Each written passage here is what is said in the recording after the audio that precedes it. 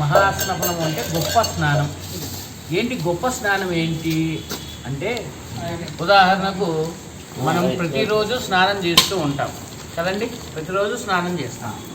కానీ ఉగాది రోజు, సంక్రాంతి రోజు ఏదైనా పండగ వాతావరణం వచ్చినట్లయితే మనం ఏం చేస్తాం, కొద్దిగా తలకు నూనె అంటించుకొని, పూర్వకాలం అయితే కుంకుడుకాయలు, షాంపూ, ఇప్పుడు షాంపూలు అనుకోండి, మొత్తం స్నానం చేసి శుభ్రంగా అలంకరణ చేసుకొని భగవంతునికి ఇంత నమస్కారం చేసుకుంటాం, అంతే కదా.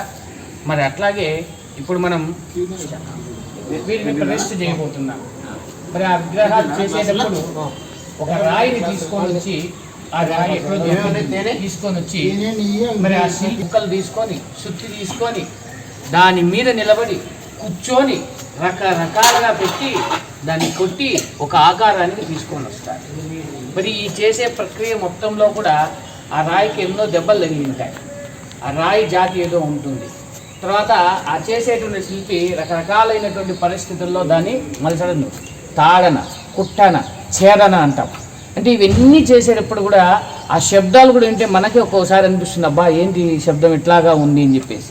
మరి ఈ రకమైనటువంటి ఈ పరిస్థితుల్లో ఆ శిల్పి ఆ శిల్పాన్ని తయారు చేసేటప్పుడు జరిగేటువంటి ఆ ప్రక్రియలో భాగంగా రకరకాలైనటువంటి దోషాలు జరుగుతాయి. కాబట్టి ఆ దోషాలన్నింటినీ కూడా నివృత్తి చేసి ఆ యొక్క శిల్పానికి ఒక దైవ కళను తీసుకురావడం కోసం మనం ఎట్లయితే చేస్తున్నామో అట్లే ఆ శిల్పాలకు ఆ దైవ కళ రావడం కోసం గొప్ప స్నానం అని చేపిస్తాం. గొప్ప స్నానం అంటే ఎట్లా చేయిస్తాం, నీళ్లు పోస్తే గొప్ప స్నానం అవుతుందా? కాదు. అట్లాగే ఒకానొక సందర్భంలో నేను ఇట్లా ప్రతిష్టా కార్యక్రమంలో ఉన్నప్పుడు ఒక వ్యక్తి అడిగిన డౌటు, స్వామి మీరు అంటున్నారు గంగా తీర్థమావాహయామి, గోదావరి తీర్థమావాహయామి, కృష్ణా తీర్థమావాహయామి అంటున్నారు, మీరు అనగానే ఆ తీర్థాలు వచ్చి ఆవాహన అయిపోతాయా అన్నారు.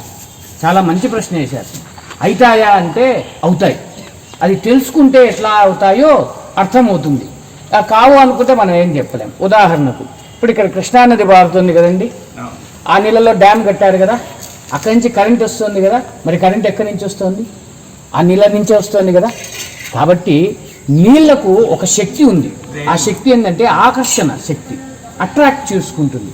అట్లాగే ఇప్పుడు మనము ఇక్కడ సుబ్బరామయ్య గారు అంటే మా బాబాయ్ పలుకుతాడు, విశ్వనాథ శర్మ అంటే నేను పలుకుతా. నా పేరు చెప్తే మీరు ఎవరైనా పలుకుతారా?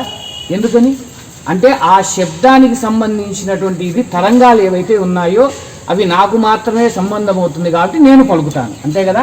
కాబట్టి ఈ కలశాలలో పెట్టినటువంటి నీళ్లు ఏవైతే ఉన్నాయో ఆ నీళ్లకు ఆకర్షణ శక్తి ఉంది. సుగంధ ద్రవ్యాలు ఇవన్నీ వేశాము. అట్లాగే ఆ క్షణంలో ఆ సమయంలో మనం భగవంతుని నమ్మి నమస్కారం చేసుకొని ఆ తీర్థం ఆవాహయామి అన్నప్పుడు ఆ శబ్దానికి ఆ కలశంలో ఉండేటువంటి నీళ్ళు ఆకర్షణ చేసుకొని ఆ రకమైనటువంటి శక్తి ఆ నీటికి వస్తాయి. అలా ఆ మంత్రజలము అంటాం.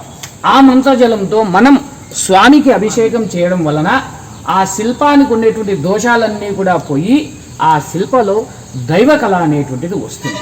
ఇది శాస్త్రసమ్మతంగా జరిగేటువంటిదే కానీ తెలుసుకుంటే అర్థమవుతుంది. ఏదోలో వీరు చేస్తున్నారు పోతున్నారు అనేటువంటి భావనలో ఉంటే ఇంకా దానికి మనం ఏమీ వాదించలేం. విషయం అయితే అది. అందుకే ఈ గొప్ప స్నానం మహాస్నపన కార్యక్రమము